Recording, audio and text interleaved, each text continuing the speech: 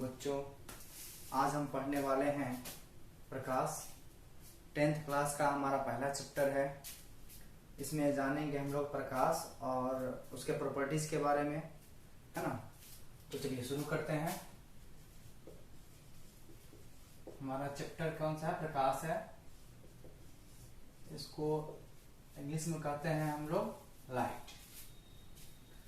तो प्रकाश होता क्या है? पहली बात तो यह है कि प्रकाश किसे कहते हैं, प्रकाश होता क्या है। तो प्रकाश क्या है ना, अब इसके बारे में बहुत सारी बातें कही गई है, एक एक करके हम लोग सब समझेंगे। पहली बात, प्रकाश के बारे में यह कहा जाता है कि यह एक ऊर्जा का रूप है। प्रकाश क्या है? प्रकाश ऊर्जा का एक रूप है जिसकी सहायता से हम किसी वस्तु को देख पाते हैं। यानी हम कह सकते हैं प्रकाश ऊर्जा का एक रूप है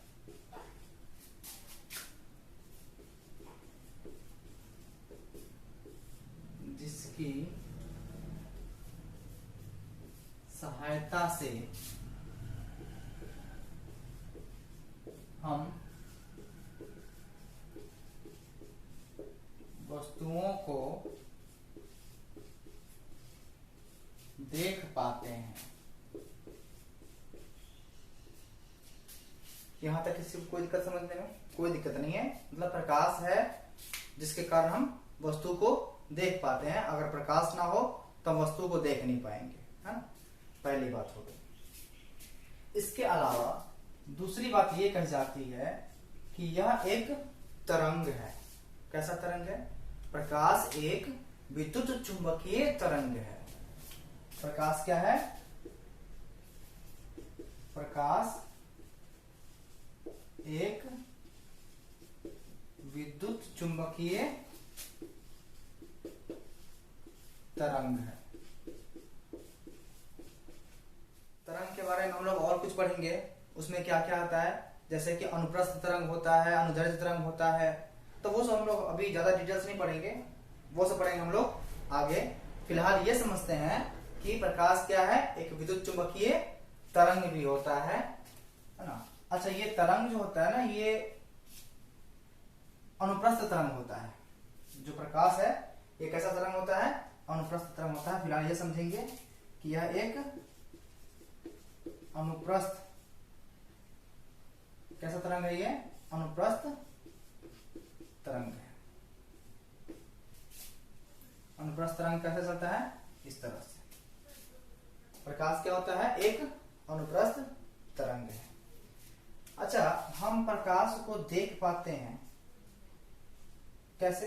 रंगों के माध्यम से। प्रकाश में कितने रंग होते हैं?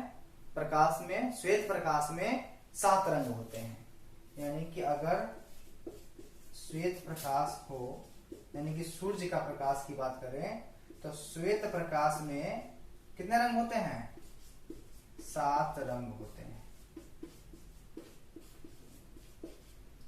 और आपको एक चीज जानना और जरूरी, दृश्य प्रकाश यानी कि जिन जिन रंगों को हम देख पाते हैं, दृश्य प्रकाश का तरंगदैर्घ्य जो है, दृश्य प्रकाश का तरंगदैर्घ्य 400 नैनोमीटर से लेकर के 700 नैनोमीटर तक होता है। यानी कि इतना ही तरंगदैर्घ्य वाले प्रकाश को हम लोग देख पाते हैं, और इससे ज्यादा जिसका तरंगदैर्घ्य होता है उसे हम लोग नहीं देख पाते हैं। चलिए इसको नोट कर लीजिए। चलिए अगला बात क्या पढ़ेंगे उसके बाद हम लोग? अब पढ़ने वाले हैं, नेक्स्ट पॉइंट है, प्रकाश जो है ना वो बहुत छोटे छोटे कणों से बना हुआ है। प्रकाश बहुत छोटे छोटे कणों से बना है, जिसे हम लोग क्या कहते हैं? जिसे कहते हैं हम लोग फोटोन। क्या कहते हैं? फोटोन कहते हैं। प्रकाश बहुत छोटे छोटे कणों से बना हुआ है, जिसे हम लोग फोटोन कहते हैं। अब फोटोन के बारे में भी बात है कि फोटोन कैसे बनता है, फोटोन कैसे उत्पन्न होता है। तो ये इलेक्ट्रोमैग्नेटिक रेडिएशन में बनने वाला ना सबसे छोटा छोटा कण है ना। उतना डिटेल पढ़ते हैं हम लोग प्रकाश की चाल, है ना। तो प्रकाश की चाल कितनी होती है? 3 गुने 10 के पावर 8 मीटर पर सेकेंड, यानी कि इसे देखा जाए तो कहेंगे, अगर चेंज करेंगे किलोमीटर में तो हम लोग कहते हैं 3 लाख किलोमीटर पर सेकेंड। अगर माइल्स में चेंज करते हैं तो 670 माइल्स पर आवर हो जाता है। ये हम लोग लगभग मान के चलते हैं, जबकि इसका जो एक्चुअल स्पीड है वो होता है 2,9,9,7,9,2,4,5,8 मीटर। यहाँ हम लोग कहते हैं ना 3 गुने 10 के पावर 8, तो लगभग 2.99 मान करके अगर देखा जाए तो यहाँ से हम लोग फिर से क्या होता है 10 के पावर 8 मीटर पर सेकेंड आता है। तो ये होता है हमारा प्रकाश की चाल। ये निर्वात में है और हवा में लगभग हम लोग एयर में इतना मान के चलते हैं, ये एयर में हम लोग इतना मान के चलते हैं। और निर्वात और एयर का डिफरेंस कोई खास नहीं होता है, बस यही इतना ही है। चलिए, अब ऐसा नहीं है कि प्रकाश को चलने के लिए किसी माध्यम की आवश्यकता होती है, नहीं। प्रकाश क्या है ना, वो बिना किसी माध्यम के निर्वात में भी चलता है, कोई माध्यम हो तब भी चल लेता है। जैसे कांच से होकर प्रकाश का जाना, पानी के अंदर प्रकाश का जाना। अगर पानी के अंदर प्रकाश नहीं जाए तो पानी के अंदर हम किसी वस्तु को देख ही नहीं पाएंगे, जबकि हम देख पाते हैं। तो प्रकाश क्या है, वो माध्यम में भी चलता है और वो निर्वात में भी चलता है। तो प्रकाश को चलने के लिए किसी माध्यम की आवश्यकता नहीं होती है, लेकिन यह ऐसा नहीं है कि सिर्फ ये निर्वात में ही चले, वह माध्यम में भी चल सकता है। अब आते हैं, इसको नोट कर लीजिए।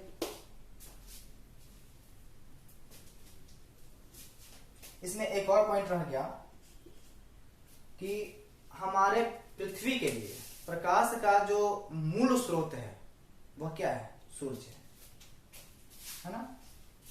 प्रकाश का मूल स्रोत कौन सा है? सूर्य है। तो अब यहां पृथ्वी के लिए एक और बात आती है कि सूर्य के प्रकाश को पृथ्वी तक आने में कितना समय लगता है। कि हमारे पृथ्वी के लिए प्रकाश का जो मूल स्रोत है वह क्या है? सूर्य है ना। प्रकाश का मूल स्रोत कौन सा है? सूर्य है। तो अब यहां पृथ्वी के लिए एक और बात आती है कि सूर्य के प्रकाश को पृथ्वी तक आने में कितना समय लगता है। तो वो है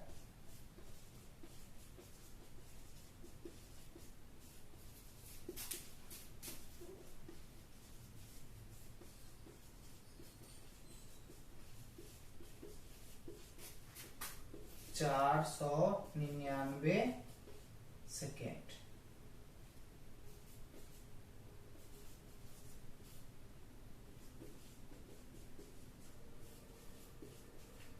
कितना लगता है? 499 सेकेंड लगता है। इसको हम लोग कह सकते हैं 8 मिनट 19 सेकेंड, है ना। कह सकते हैं हम लोग पृथ्वी तक सूर्य के प्रकाश को आने में 499 सेकेंड या 8 मिनट 19 सेकेंड, दोनों एक ही बात हुआ, इतना समय लगता है। चलिए नोट करिए। अब हमने पढ़ा प्रकाश के बारे में, अब पढ़ते हैं ना प्रकाश का स्रोत। हमने कहा कि पृथ्वी के लिए प्रकाश का मूल स्रोत सूर्य है।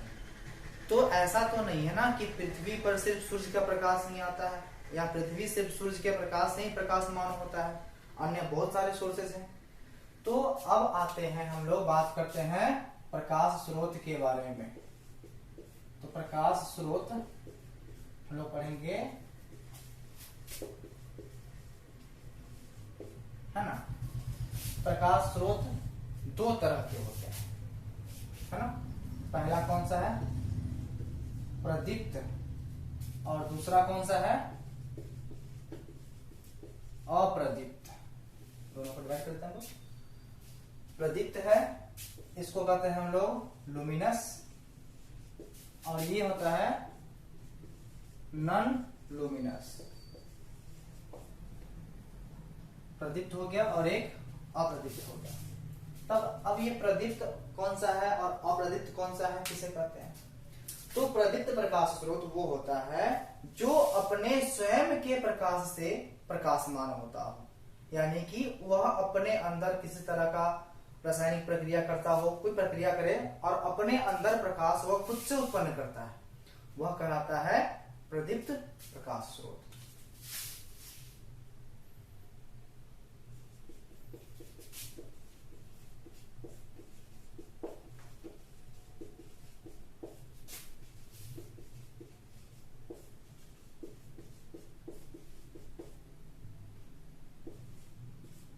जो स्वयं का प्रकाश उत्पन्न करता हो उसे कहेंगे हम लोग प्रदीप्त प्रकाश स्रोत। जैसे में क्या आता है,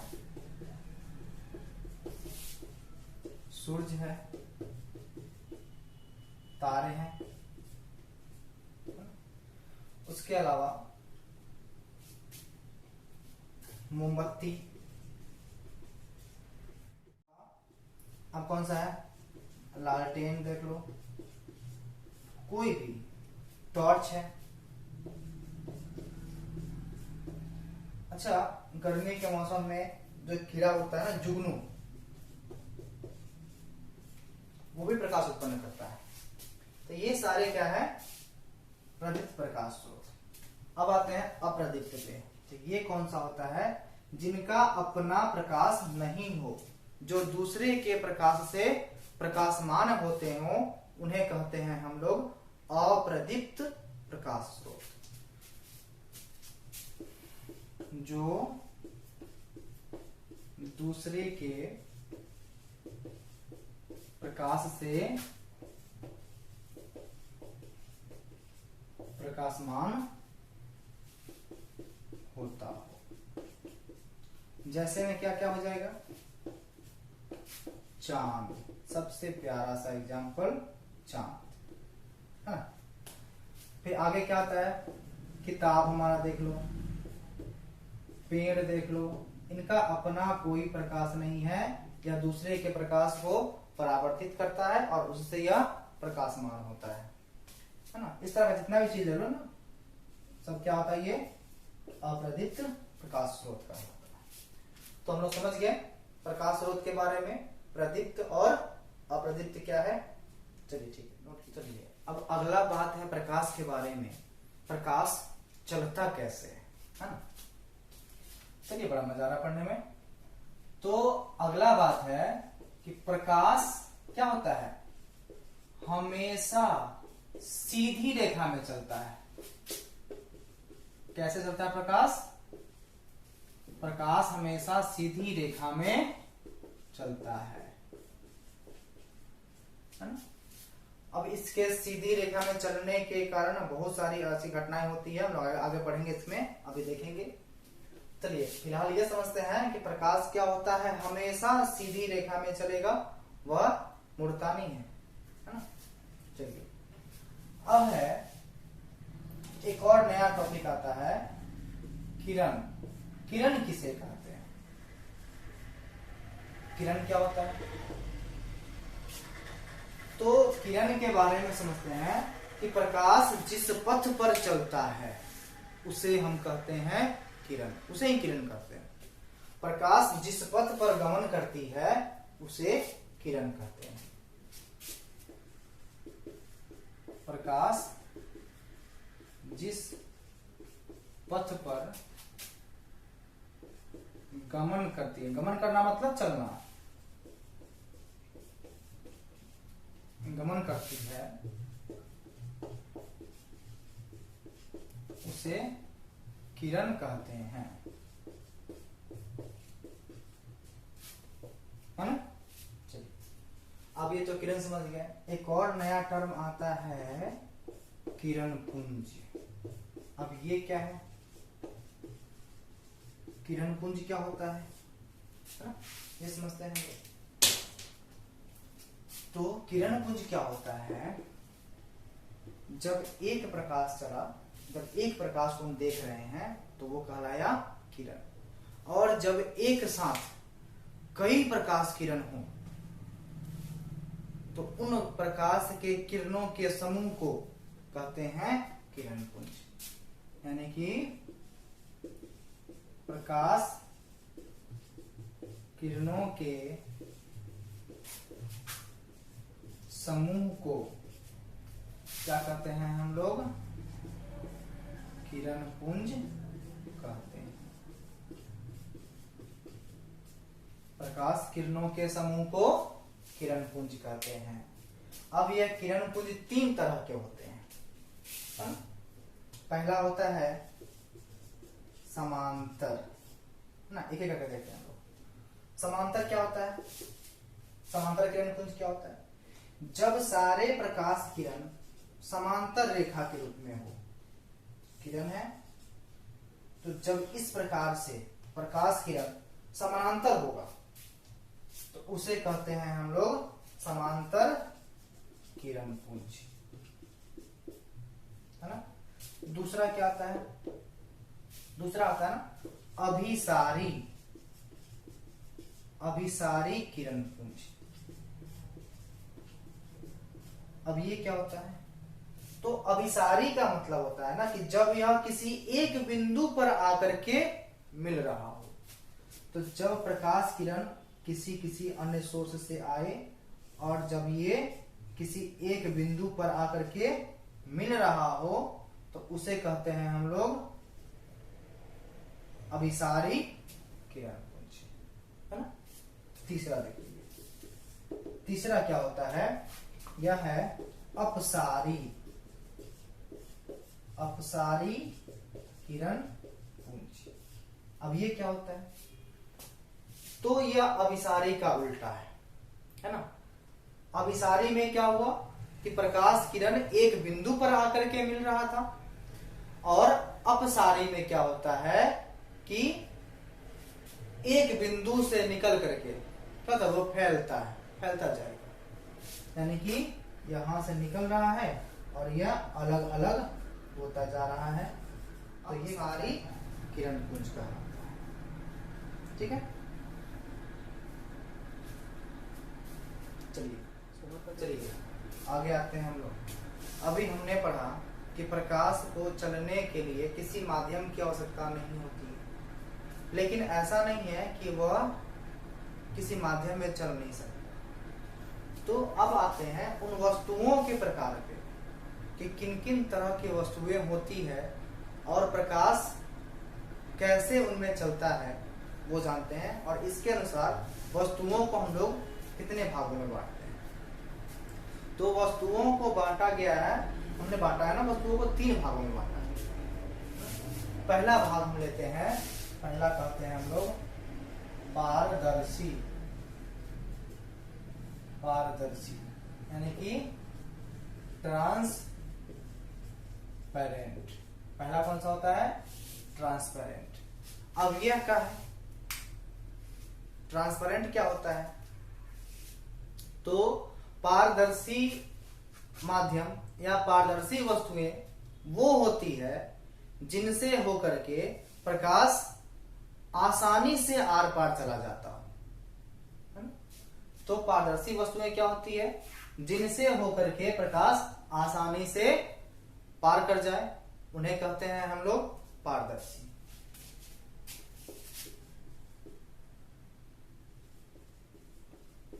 जिससे प्रकाश आसानी से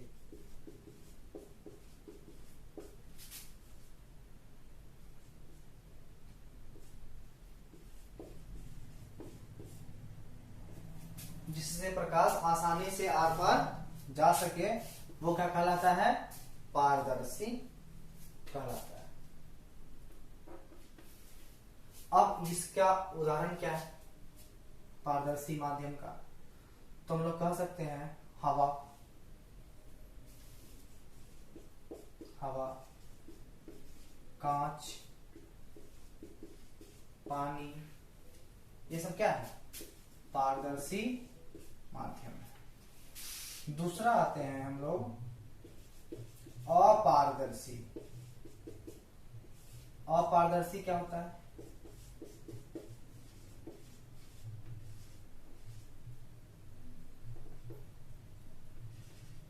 दूसरा क्या होता है? अपारदर्शी। अब जिससे क्या हो ना, प्रकाश आर पार नहीं जा पाए।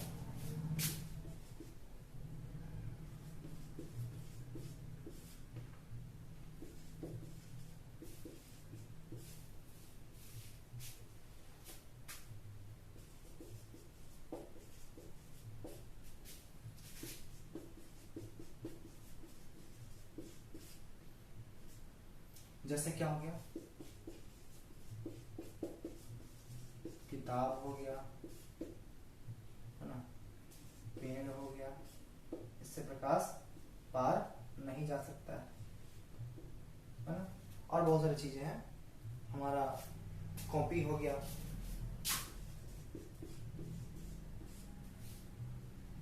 तो ये सारी क्या होती है ना, अपारदर्शी वस्तुएं हैं और ये अपारदर्शी माध्यम। तीसरा कौन सा आता है? पारभासी। अब ये पारभासी क्या होता है? इसे कहते हैं ट्रांसलूसेंट। नहीं, ये था ओपेक और ये क्या है? ट्रांसलूसेंट। तो यह एक ऐसा माध्यम है जिससे प्रकाश का कुछ भाग पार कर जाता हो और कुछ भाग नहीं कर पाता हो, उसे कहते हैं हम लोग पारभासी।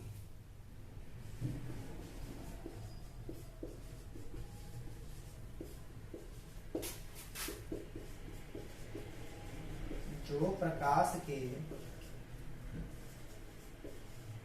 कुछ भाग को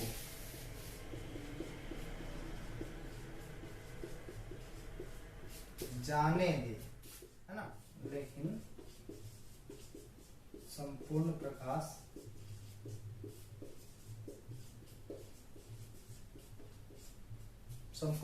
को नहीं। मतलब यह क्या? यह प्रकाश के कुछ भाग को जाने देता है लेकिन संपूर्ण प्रकाश को जाने नहीं देता है। जैसे इसका एग्जांपल देखेंगे हम लोग, ट्रेसिंग पेपर। क्या है? Tracing paper. दूसरा है तेल लगा हुआ कागज।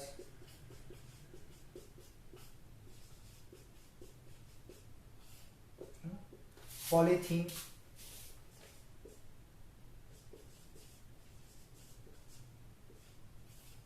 सफेद वाली पॉलीथीन अगर देखेंगे इसको गौर से तो उस माध्यम से जो वस्तु को देखेंगे तो वह पूरा स्पष्ट नहीं दिखेगा, वह थोड़ा थोड़ा धुंधला दिखता है। यानी कि यह प्रकाश के कुछ भाग को जाने दिया है और लेकिन संपूर्ण भाग को नहीं जाने दिया है। तो यह कहलाता है ट्रांसलूसेंट यानी कि पारभासी माध्यम या पारभासी पदार्थ, इसको हम लोग कह सकते हैं। नोट कर लीजिए इसको। अब आते हैं हम लोग एक नए टर्म पे, उसका नाम है छाया यानी कि शैडो। अब ये क्या होता है? अभी हम देखें कि जो प्रकाश का वस्तु को पार करना और नहीं पार करना, तो इसी घटना से एक नया ये घटना हो जाता है। नहीं, यह क्या बनता है? छाया। छाया कैसे बनता है ये समझते हैं हम लोग।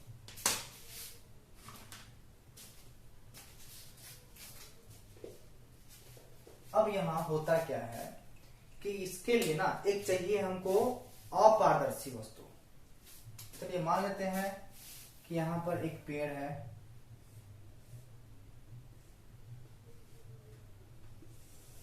सतह पे, चलिए ऐसा करें, और यहां एक प्रकाश का स्रोत है जहां से प्रकाश उत्पन्न हो रहा है। अब यह प्रकाश यहां से निकलेगा तो यह प्रकाश सीधी रेखा में जाएगा। तो जब ये अपारदर्शी है तो जहां तक खाली मिला इसको वहां प्रकाश आराम से क्या आगे चला गया, लेकिन जैसे ही एक अपारदर्शी माध्यम मिला तो वहां पर क्या होगा, प्रकाश का भाग वहां पर नहीं पहुंच पाएगा। तो अब क्या होगा कि इतना दूर जो है, इतना भाग जो है इसका जहां प्रकाश नहीं पहुंचा, ये क्या होगा, पूरा एक अंधेरा हो जाएगा जहां प्रकाश नहीं पहुंच रहा है। तो इसी को क्या कहते हैं हम लोग, छाया कहते हैं। छाया किसे कहते हैं, जब एक अपारदर्शी माध्यम पर प्रकाश की किरण पड़ती है और वह अपने से होकर के प्रकाश को जाने नहीं देगा तो उसके पीछे का भाग अंधेरा हो जाएगा, अंधकारमय हो जाएगा। तो वो जो अंधकारमय भाग हुआ उसे क्या कहते हैं, छाया कहते हैं। अब आप यहाँ देख सकते हैं, अगर दिख रहा हो आप लोग को, तो यहां से प्रकाश आ रहा है, हमने यहाँ प्रकाश को रोकने का कोशिश किया तो इसके पीछे आपको एक छाया दिख रहा है ना, दिख रहा है, तो ये क्या है, छाया है।